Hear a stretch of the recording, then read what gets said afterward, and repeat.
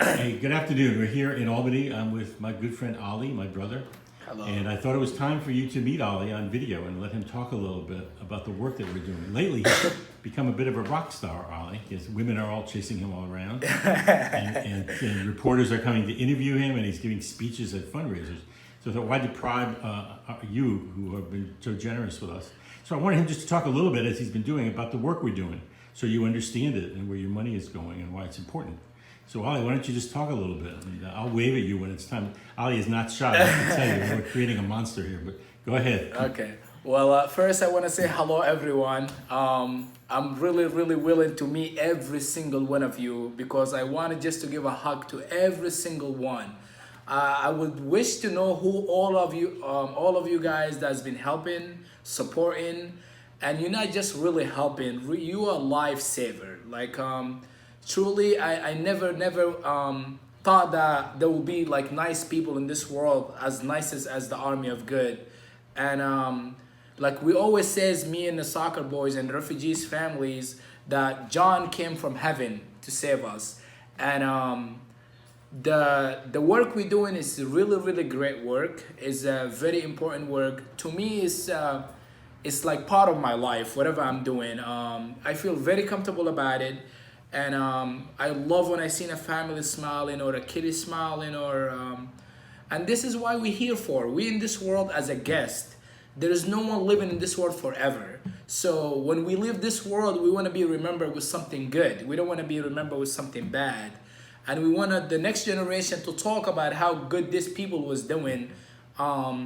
So we got to help one another. We got to love one another. There is no reason to hate. There is no reason to not help the poor, not help the one who in need. And me personally, go ahead, John. I was going to say, it'd be great if you could tell a little bit too about our philosophy about how we're working with these people. Well, this is how we work with these people. So I work at a refugee center in Albany here, and I'm a refugee myself. So I came from these families. I know the background of these families, the culture they're coming from, and how they can engage with the country here. And we trying to be the middleman that can engage these people with the culture, with their needs, with everything. When they're in trouble. When they're in trouble. And so most of the refugees families, they get help from DSS, Department of Social Services. But Department of Social Services, they only help them in some kind of cases. If you're not filled to those cases, they would not help you. Those families in their own. We have families here, they've been struggling for months to get housed, to get an apartment for $500 or $600.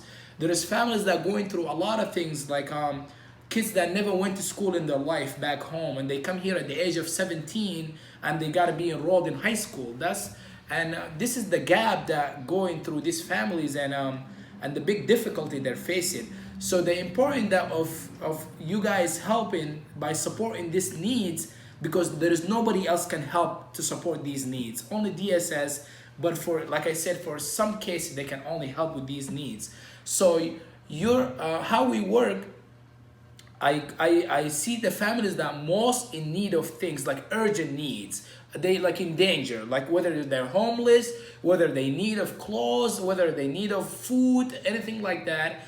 And I call the phone, hey John, this families need this and this and that. And I'm really, really grateful and thankful because John never closed his door on me. Every time I call him, he was so quick. He was quicker than me by coming and helping. Nobody is quicker than you.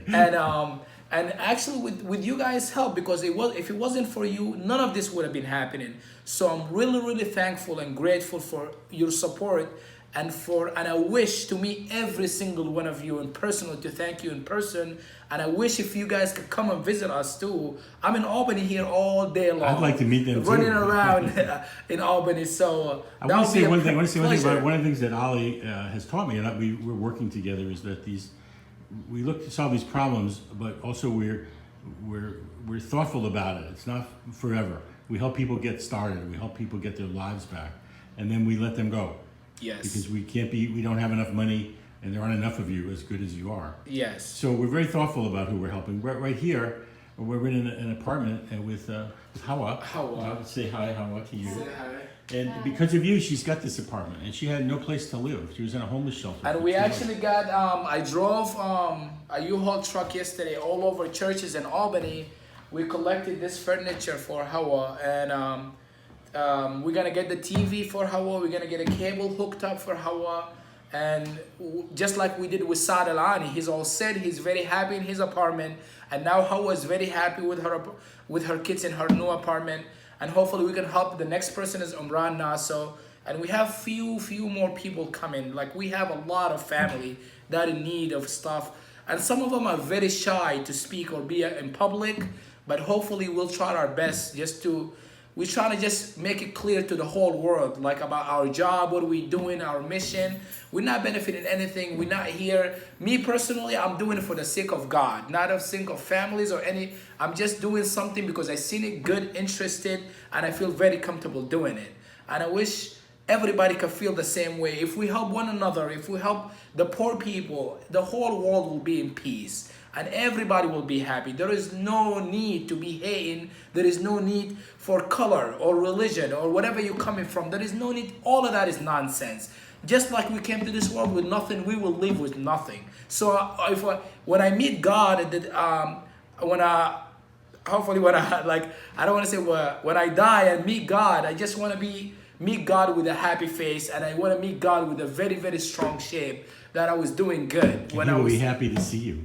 Yes, and I'll be more than happy to see all of you guys. Thank you so much, Ali. Thank you. Next week we're going to see a woman from Afghanistan whose husband was murdered in front of her and her children, and she needs help. And we're going to go see her Monday or Tuesday and try to help her like we've been doing. So I want you to see this so you can talk to this wonderful person that I'm working with. We work very well together. We're on the same page. Thank you. We really, he's my brother from another mother. Yes. Keep saying. Yes. And so thank you, Ali, for It's a talking pleasure. to them. And I want you guys to meet my soccer team, because my soccer team is undefeated and they destroyers. And you guys have helped them with the uniforms and everything else. And thank you for everything, because now they're in a very, very best shape. And we had a Are game. they undefeated? They undefeated for 2 years because of you guys. We have the greatest cleats, we have the greatest shin guards, the greatest uniforms, the greatest soccer balls, and even John got us the nicest indoor facility, the safer one. And we're just doing great. We really, really appreciate whatever you're doing for us. And I thank you so much for everything. Without you, we wouldn't be here today. We wouldn't be able to help anybody. So let's keep up the good work, and we really appreciate whatever you're doing. Thank you, Al. It's a wonderful talk. He overcame his shyness. I knew that he would. Yes, thank you. Thank you, Al. Thank you all, too. Thank you again from the bottom of my heart. Thanks.